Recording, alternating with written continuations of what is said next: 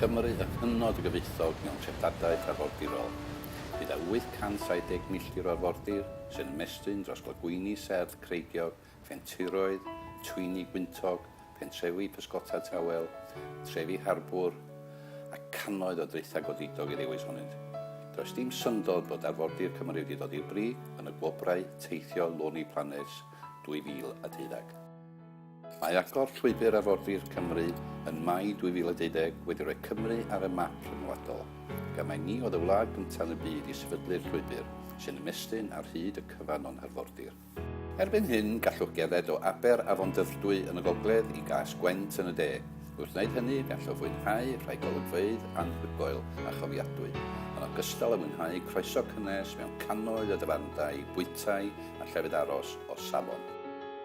Felly, mae llawer i wneud a llawer i weld, ond sut y gallwch ddod o hyd i beth sydd ar y gael? Mewn cam arhoesol arall i Gymru, mae gen i bellach ap ffôn symudol a fydd yn cynnig yr holl atebion.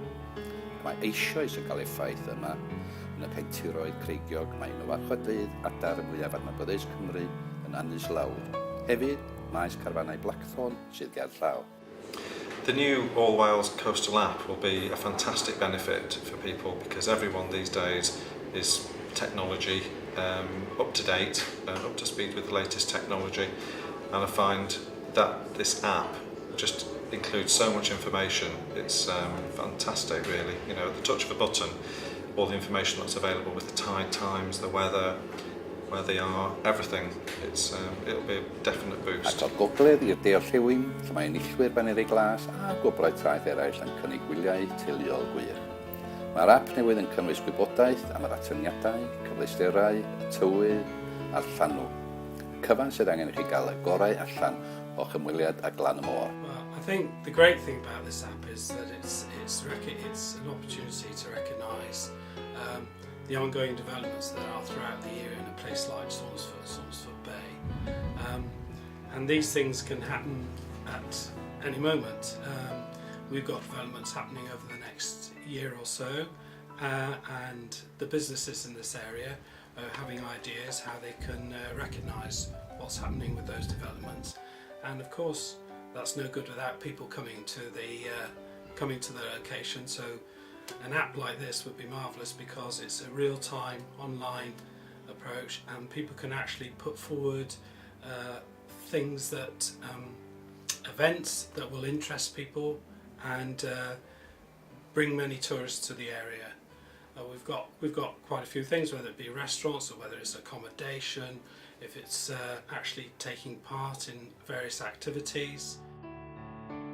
Ac mae'r ap hefyd yn dechrau cael ei sylwi gan rai pobl enwog iawn.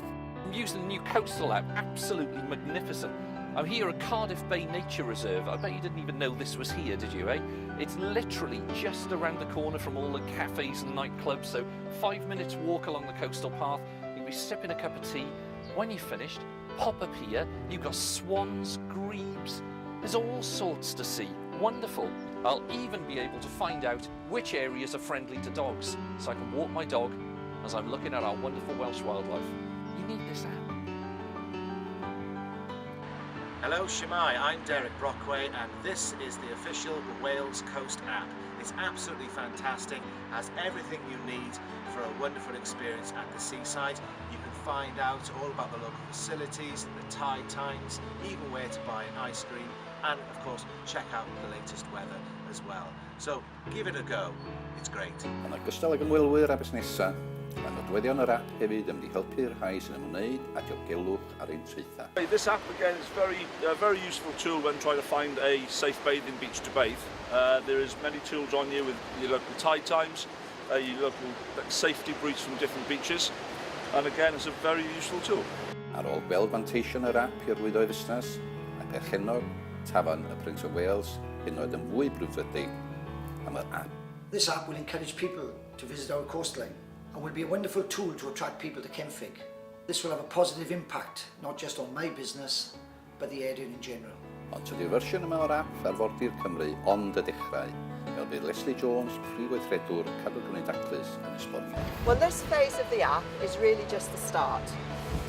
We are now talking to the National Trust, Welsh Water, the wildlife trusts and a number of other partners about what additional information could be included in future versions. The range of useful information that we include in the app is limitless.